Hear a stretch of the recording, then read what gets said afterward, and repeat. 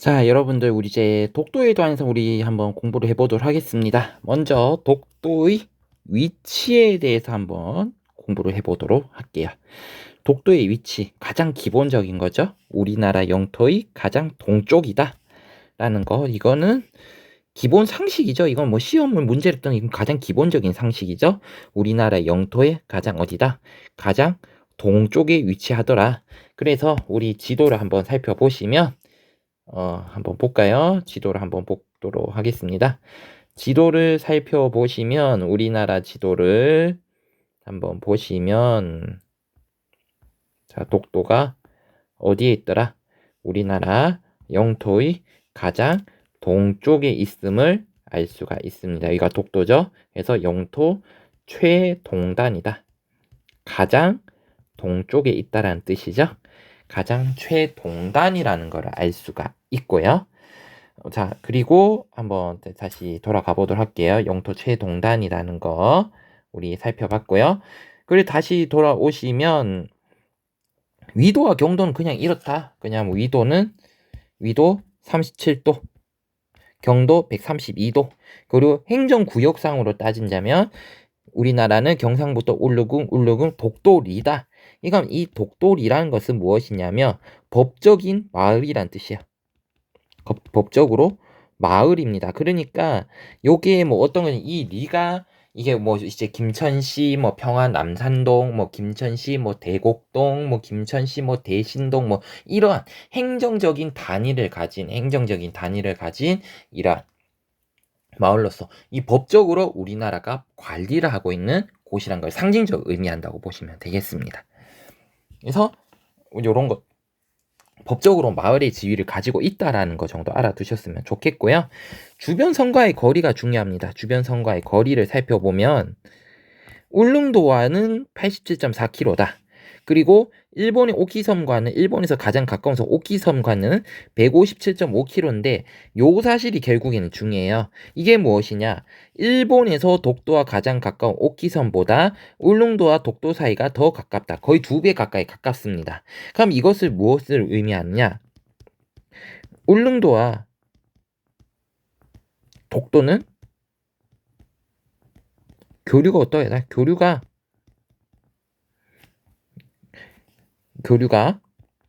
오키섬과 독도의 교류보다 훨씬 많다라는 걸 의미해. 그러니까 옛날부터 울릉도 사람들은 거리가 더 가깝기 때문에 독도를 가서 뭐 독도에서 경제 활동을 하든 이러한 활동을 해서 교류를 한 횟수가 멀리 있는 오키섬보다 훨씬 더 많다라는 걸 의미하죠. 역사적인 증거로서 이러한 지정학적 위치가 바로 이러한 옛날부터 이곳이 우리나라 영토일 수밖에 없다는 것을 알려준 하나의 증거가 된다는 거죠. 그렇다면 위성 사진으로 다시 한번 보시면 독도가 요래 있으면 좀 밝은 색으로 할게요. 독도가 여기 우리 요렇게 있으면 여기 가까이 왼쪽에 있는 게 색을 좀 바꿔볼게요. 여기가 울릉도예요.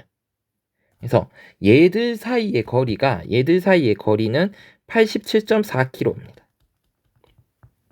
근데 여기 보시면 선생님 이제 색을 바꿀게요. 여기가 바로 일본의 무슨 섬이냐? 여기가 바로 오키섬이라는 거예요.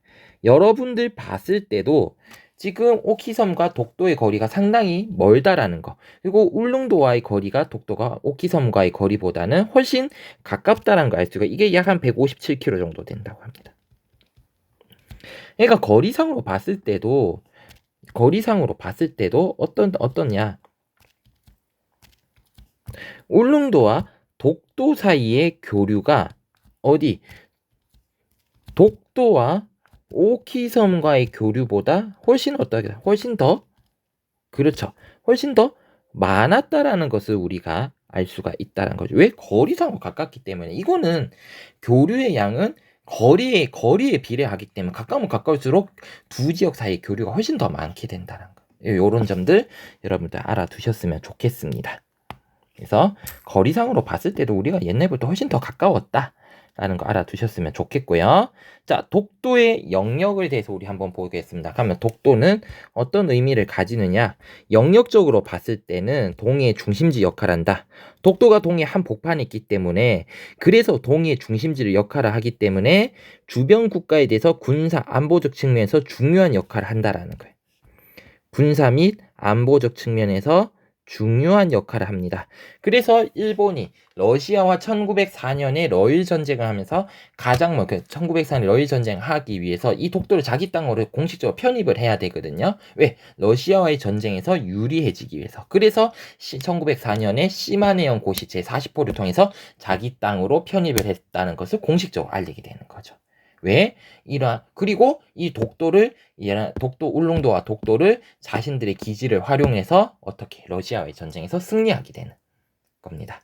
그래서 이 독도의 지정학적 위치가 너무 동해 중간에 딱 있기 때문에 여기를 가진 사람이 동해 인근 있는 주변 국가들을 이제 견제를 할 수 있는 역할을 할 수 있다라는 거예요. 그래서 군사 안보적 측면에서 중요한 역할을 하더라. 그리고 요게 좀 중요합니다. 우리 뒤에서 좀 살펴보겠지만 동해는 독도 주변 바다에는 자원이 풍부하더라. 그래서 우리나라 영해로서 매우 중요한데 자원이 풍부하다. 그러니까 우리나라 영해야만 이 자원이 우리나라 것으로 인정이 되고 우리나라가 개발을 할 수가 있습니다. 만약에 일본 거라면 누가가 그 이득은 가져간다. 일본이 다 가져가게 되는 거죠. 그래서 최근에는 이러한 지정학적 위치뿐만 아니라 이러한 자원적 가치도 풍부한 지역이기 때문에 이 독도를 서로 일본이 독도와 이 동해 바다를 굉장히 탐을내고 있다는 거 알아두셨으면 좋겠습니다. 자, 그렇다면 독도의 가치에 대해서 한번 살펴보도록 할게요. 독도는 지형적 측면에서도 굉장히 가치가 있는 곳인데요. 그래서 우리나라에서 가장 오래된 화산섬이다. 가장 오래된 화산섬이다. 그래서 얘는 울릉도나 제주도보다 먼저 형성이 되었다라는 거 알아두셨으면 좋겠고요. 그래서 울릉도나 제주도가 가장 나중에 만들어졌고 그 다음에 울릉도, 그 다음에 독도 순으로 갑니다. 그래서 요거 형성 시기를 보면 누가 제일 빠르고 독도, 그 다음에 울릉도, 그리고 제주도 순으로 갑니다. 이렇게 간다는 거 알아주셨으면 좋겠고요. 얘는 거대한 화산이에요. 그래서 화산 활동으로 만들어진 약 460만 년에서 250만 년 전에 해저 2000m 이하에서 화산 활동으로 형성이 되었다. 그래서 독도는 무슨 활동으로? 화산 활동으로 형성이 되었고, 그리고 이 화산 활동으로 만진 거대한 화산섬의 모습을 갖추고 있습니다.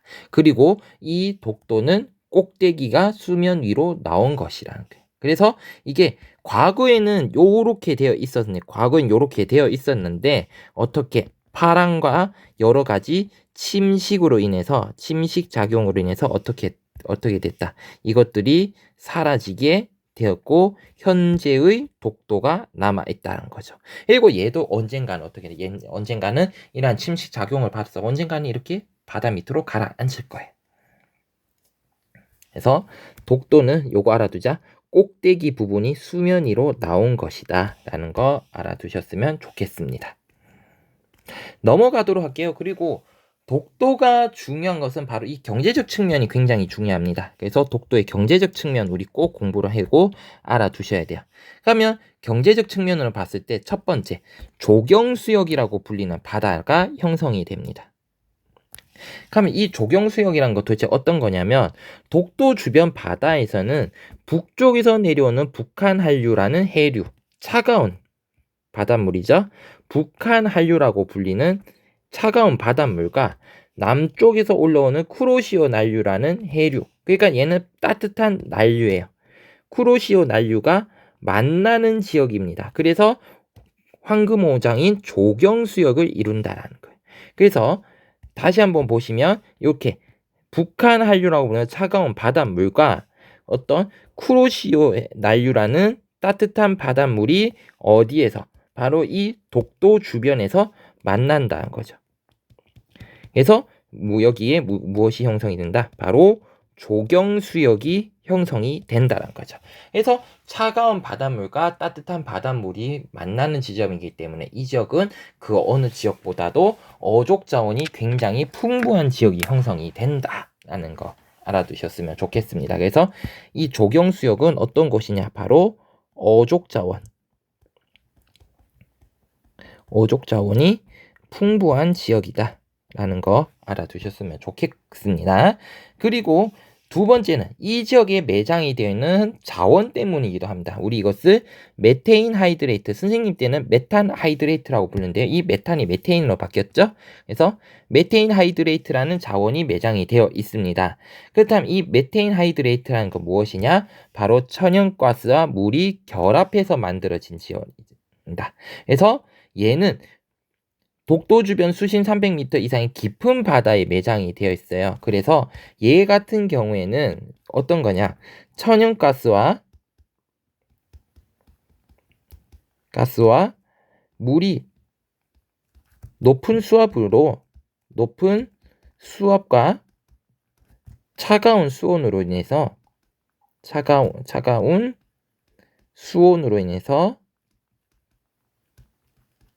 얼음 상태로 존재합니다.